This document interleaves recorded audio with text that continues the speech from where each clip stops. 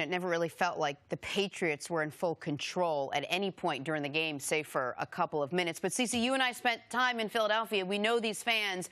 This is the most amazing thing that's pretty much ever happened to them at this point. They are still partying strong, I'm sure, in Philly. How were they able to pull off the upset last night?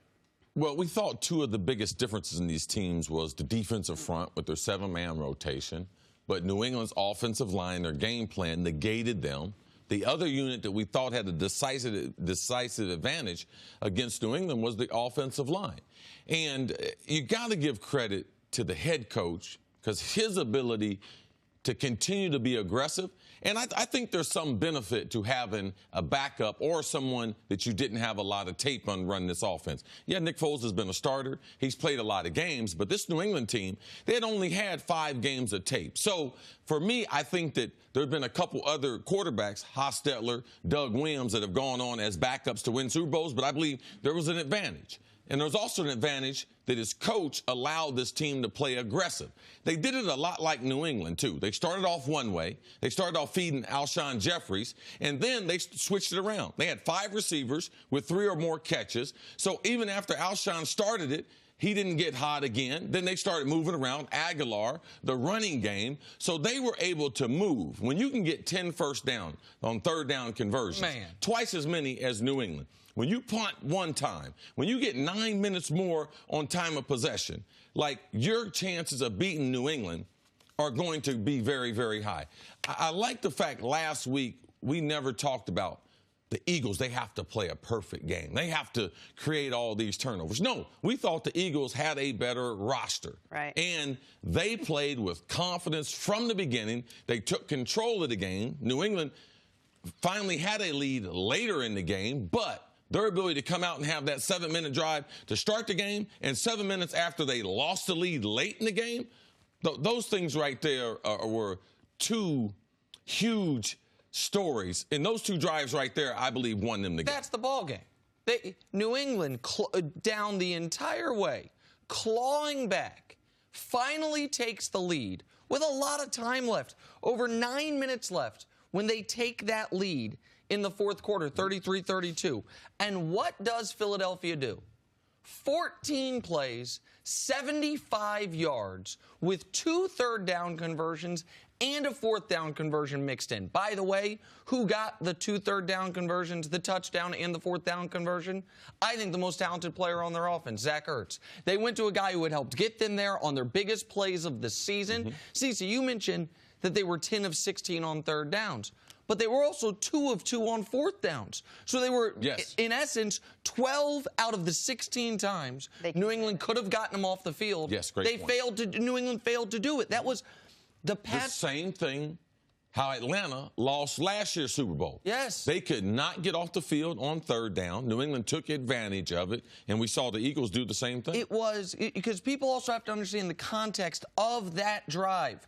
14 plays, 75 yards to retake the lead. I know the strip sack ended up being the thing that didn't quite ice it, but came close to it. But on that drive, New England had the ball going into that drive for Philadelphia 3 times in the second half. Here's what they did. 8 plays, 75 yards, touchdown. 7 plays, 75 yards, touchdown. 10 plays, 75 yards, touchdown. New England was methodically kicking their butts down the field in the second half, and Philadelphia answered. Right. It was important that they had a drive to get some points, but it was more important that they let the defense rest. Yeah.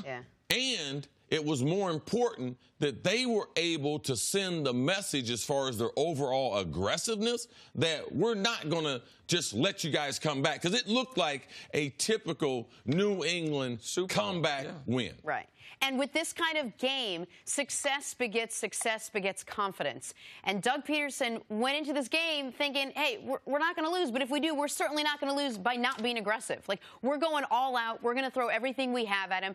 And that showed with Nick Foles. It gave him confidence right off the bat to be aggressive, to march down the field, and that led to his confidence the rest of the game. And I know we're going to talk about Foles extensively in a bit, but on Doug Peterson, the play, not only going for it on 4th and 1, but the way they did. But the play he did far too often.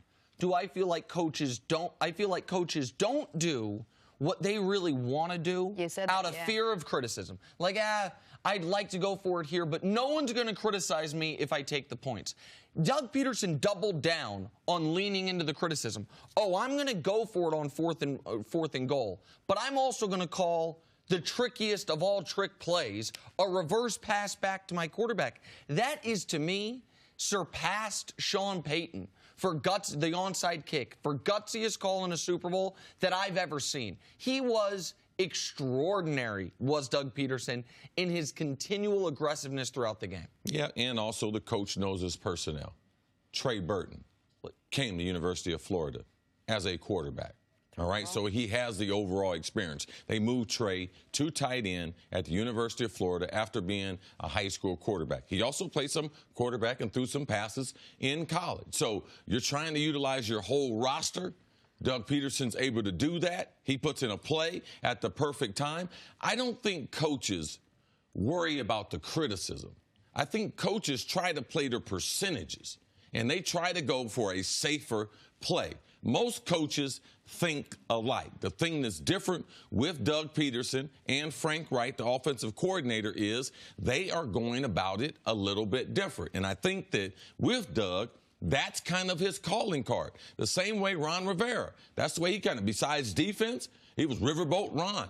And that's what, people started realizing how aggressive. Belichick has been aggressive for a long, long time. And the flip side, by the way, the coach on the other side, the greatest coach ever, all respect to Bill Belichick, he's been known for his defense.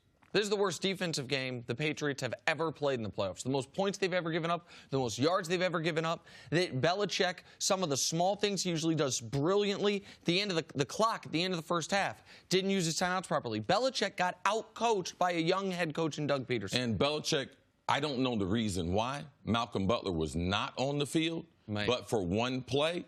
But for a guy in the 2017 season who played more snaps, he played 97% of all New England Patriots snaps, and you didn't have a defensive package that he was a healthy, so he was basically a healthy scratch that he didn't play in.